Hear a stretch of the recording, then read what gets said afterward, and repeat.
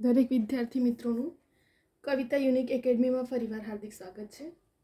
આજે આપણે લોજિકલ રિઝનિંગના ક્વેશ્ચનો જોવાના છે, જે લાસ્ટ યરના કેટલા ટાઈપના ક્વેશ્ચનો પૂછાયા છે અને હાલમાં પૂછાવાની શક્યતા છે. બરાબર, તો આજે આપણે એ ટાઈપના ક્વેશ્ચનનું સોલ્યુશન કરશું. બરાબર, આવનારી જેટલી પણ લેટેસ્ટની એક્ઝામો છે એમાં લોજિકલ રિઝનિંગનો બધા સ્ટુડન્ટ્સને ખબર જ હશે કે માર્ક્સ 50-60 જઈ રહ્યું છે એવરેજ. બરાબર, તો આપણા માટે એક એક માર્ક્સ, એક એક ટ્રીક, એક એક ક્વેશ્ચન ઇમ્પોર્ટન્ટ થઈ જાય છે સોલ્યુશન માટે. તો આજે આપણે અહીં લોજિકલ રિઝનિંગના એવા જ ક્વેશ્ચનો જોવાના છે, જેથી કરીને તમને આવનારી એક્ઝામમાં ટ્રીક ખબર પડે સોલ્યુશન માટે. બરાબર, જેટલી તમે પ્રેક્ટિસ કરશો રિઝનિંગનું એટલું તમને મેથડ ખબર પડે છે અને ટ્રીક ખબર પડે છે. બરાબર, અને એક્ઝામના ટાઈમે રિઝનિંગ માટે આપણી શોર્ટ ટ્રીક અને શોર્ટ મેથડ જ યુઝ કરવું પડશે, કેમ કે એટલો બધો ટાઈમ હોતો જ નથી ત્યાં કે તમે આખું ડીપમાં ગણવા બેસો. તો આપણી પ્રેક્ટિસ થશે તો આપણે એક્ઝામને ત્યાં ક્રેક કરી શકશું. બરાબર, તો આજે આપણે એવા 4 ક્વેશ્ચનો જોવાના છે, જેથી કરીને તમને આવનારી એક્ઝામમાં જો આવા ટાઈપના ક્વેશ્ચનો પૂછાય તો તમે સોલ્યુશન કરી શકશો. વિડીયોને સ્ટાર્ટિંગથી એન્ડ સુધી જોજો, ઘણી બધી વસ્તુઓ નાની નાની તમને શીખવા મળશે. બરાબર, કેમ કે એક નાની નાની ભૂલોથી સ્ટુડન્ટ્સ ત્યાં એક્ઝામ ક્રેક કરવાથી રહી જતા હોય છે, મેરિટમાં આવવાથી રહી જતા હોય છે. તો આજે આપણે સ્ટાર્ટ કરશું. ફર્સ્ટ ક્વેશ્ચન પર જઈએ. અહીં આપણે 3 આપ્યું છે, 5 આપ્યું છે અને 4 આપ્યો છે. 5 આપ્યું છે, 13 આપ્યું છે અને 12 આપ્યું છે. અહીં આપણને 17 અને 15 આપ્યું છે. આ ત્રીજી સંખ્યા આપણે અહીં શોધવાની છે. બરાબર, ક્લિયર? તો આપણે ફર્સ્ટ પર જઈએ. 3નો વર્ગ 9 થાય, 4નો વર્ગ 16 થાય, 3 તારી 9, 4 ચોક 16, 25 થાય અને 5નો વર્ગ પણ 25 થાય. આ બે રકમનો વર્ગનો સરવાળો બરાબર ત્રીજી રકમના વર્ગનો સરવાળો આવે છે આન્સર. બરાબર, આના પર જ જુઓ. 5નો વર્ગ 25, 12નો વર્ગ 144 થાય, 144 + 25 કરો એટલે 169 થાય અને 13નો વર્ગ પણ 169 જ થાય છે.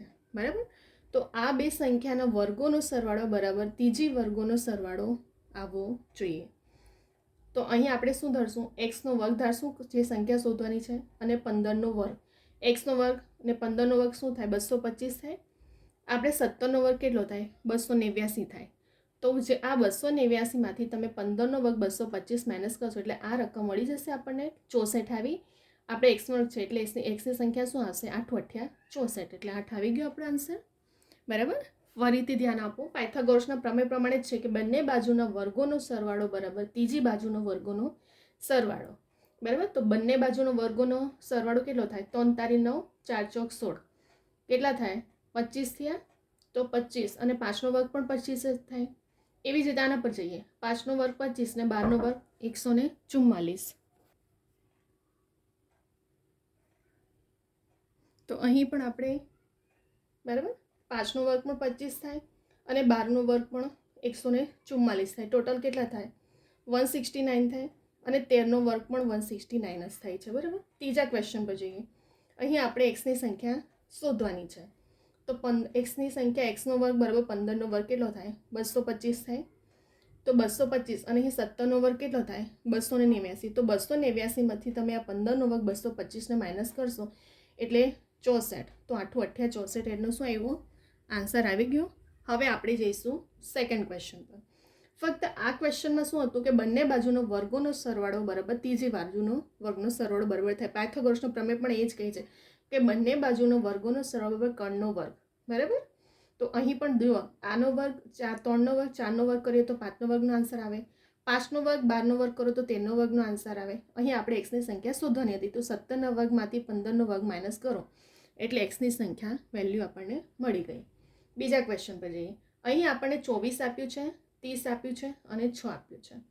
30, 43 અને 13, 43, 62 આપણે એક્સની વેલ્યુ અહીં શોધવાની છે. તો 30માંથી 24 માઇનસ કરો તો 6 આન્સર આવી ગયા. 30 અહીં 43 છે, તો 43માંથી 30 માઇનસ કરો 13 આવી ગયો આન્સર. બરાબર, અને એવી જ રીતે અહીં 62માંથી 43 માઇનસ કરશો તો 19 આન્સર આવી ગયો. આવી રીતે આપણે તે માઇન્ડ દોડાવવાનું છે. બધું માઇન્ડનો જ રિઝનિંગ એવો ટોપિક છે કે જે માઇન્ડ દોડાવવાનું જ છે આપણે ત્યાં. બરાબર, એટલા માટે જ એને લોજિકલ રિઝનિંગ નામ આપ્યું છે. ફરી એકવાર, 30માંથી 24 માઇનસ કરશો તો 6 આન્સર, 43 - 30 કરશો તો 13 અને 62 - 43 કરશો તો 19 આવી ગયો આપણો આન્સર. હવે આપણે જઈશું ત્રીજા ક્વેશ્ચન પર. ત્રીજા ક્વેશ્ચનમાં શું છે, અહીં આપણને રાઉન્ડ આપ્યો છે સર્કલ 27, 21 ને 15. આપણે અહીં એક્સની વેલ્યુ શોધવાની છે, બરાબર. તો જુઓ અહીં 15 + 6 કરો એટલે 21 થાય. 21માં 6 ઉમેરે તો 27 થાય, બરાબર.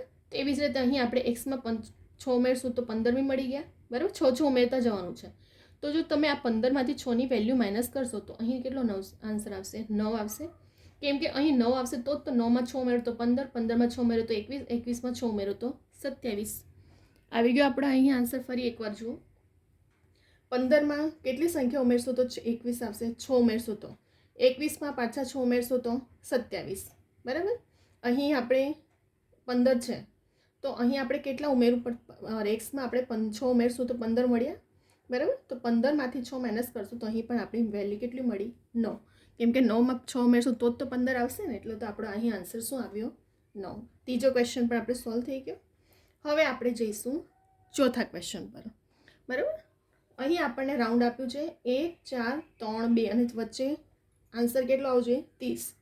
2, 4, 5 ને 3 42 વચ્ચે આવવું જોઈએ. 6, 4, 5 ને 3 વચ્ચેની સંખ્યા આપણે શોધવાની છે. હવે ધ્યાન આપો, અહીં જો 1 + 2 + 3 + 4 કરો એટલે કેટલા થાય? 10 થાય. 10 × 3 કરો, 10 તારી 30. વચ્ચે આન્સર આવી ગયો. એવી જ રીતે બીજા પર જુઓ, 2 + 3 + 4 + 5 કરો, 14 થાય. 14 તારી 42. આવી ગયો આન્સર. 5 + 4 + 3 + 6 કરો, 18 થાય. 18 × 3 કરો એટલે 54. વચ્ચેની સંખ્યાનો આન્સર આવશે 54. શું હતું આ ક્વેશ્ચનમાં? કે તમારે બહારની રકમનો સરવાળો કરીને × 3 કરવાનો છે એટલે વચ્ચે આન્સર આવે છે. બહારની રકમના સરવાળોનો × 3 કરશો તો 42 આવ્યો, અને બહારની રકમનો સરવાળો કંઈ 3 વડે ગુણશો તો 54 આપણો અહીં આન્સર આવી ગયો છે. આમાં કંઈ એક્સ્ટ્રા, ફક્ત ટ્રીક અને મેથડ બહુ ઇમ્પોર્ટન્ટ છે તમારા માટે, બરાબર. તમે જેટલું સોલ્યુશન મેં કીધું છે, તમે જેટલું સોલ્યુશન કરશો તમને ટ્રીક અને મેથડ ખબર પડશે, અને એ પ્રમાણે તમે એક્ઝામમાં તમારું માઇન્ડને દોડાવી શકો છો. અહીં પણ શું હતું? ફક્ત 1 + 2 + 3 + 4 કર્યું તો 10 આવ્યો. 10 તારી 30. 5 + 4 + 3 + 2 એટલે 14 આવ્યા. 14 તારી 42. 5 + 4 + 3 + 6 એટલે 18 થાય. 18 તારી 54. આવી ગયો આપણો અહીં આન્સર. તો 54 આપણો અહીં આન્સર ક્લિયર થઈ ગયો. 4 ક્વેશ્ચન આપણા સોલ્યુશન થઈ ગયા, બરાબર. તો તમે આને સ્ક્રીનશોટ પર લઈ શકો છો. સ્ક્રીનશોટ કરતાં વધારે તમે વિડીયોને ડાઉનલોડ કરીને 2 થી 3 વખત જુઓ અને જાતે પ્રેક્ટિસ કરો ગણવાની. જેટલું તમે જાતે પ્રેક્ટિસ કરશો, બરાબર, એટલું તમને વધારે યાદ રહેશે. સોલ્યુશન માટે, રિવિઝન માટે પણ વધારે સારું રહેશે. કેટલાક સ્ટુડન્ટ્સ રિવિઝન માટે નોટબુક બનાવતા જ હોય છે, તો આવી તમે નોટબુક બનાવીને જાતે પણ વિડીયો જોઈને 2 થી 3 વખત જાતે ગણતા થઈ જશો એટલે તમને એક્ઝામના ટાઈમે પણ યાદ રહી જશે, અને સાથે સાથે તમે વિડીયો જોતાં પણ ગણવાનું. તો અહીં આપણે 4 ક્વેશ્ચન સોલ્વ થઈ ગયા. આપણે ફરી એકવાર રિવિઝન કરી લઈએ, જેથી કરીને ક્યાંક સ્ટુડન્ટને સ્કીપ થઈ ગયું હોય તો ક્લિયર થઈ જાય. આપણે એમ પણ દરેક વિડીયોમાં રિવિઝન તો કરતા જોઈએ છીએ, બરાબર.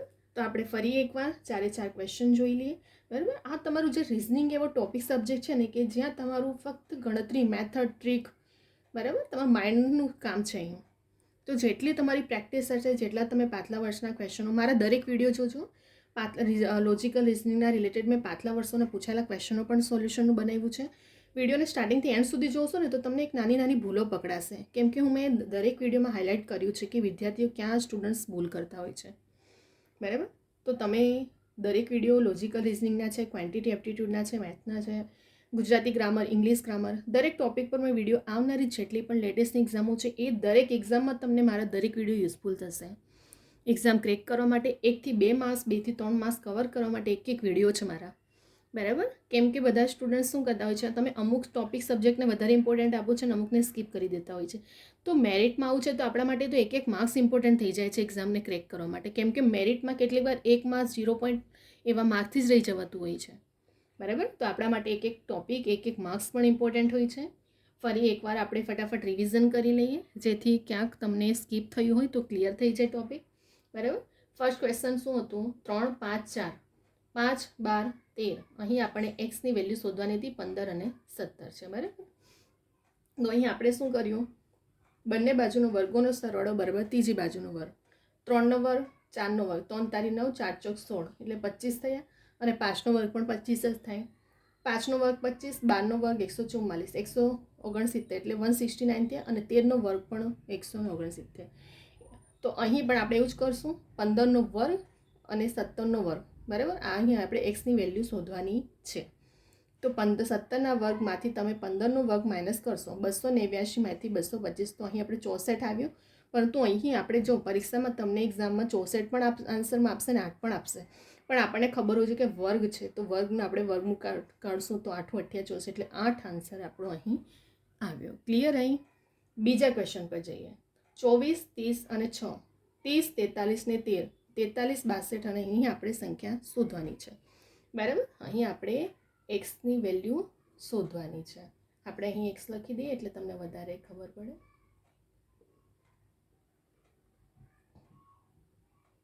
ત્યાં તો ક્વેશ્ચન માર્ક જ કરી દઈએ, બરાબર.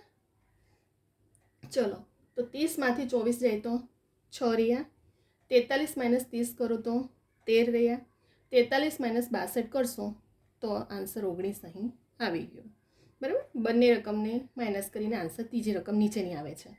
ત્રીજા ક્વેશ્ચનમાં શું થાય છે?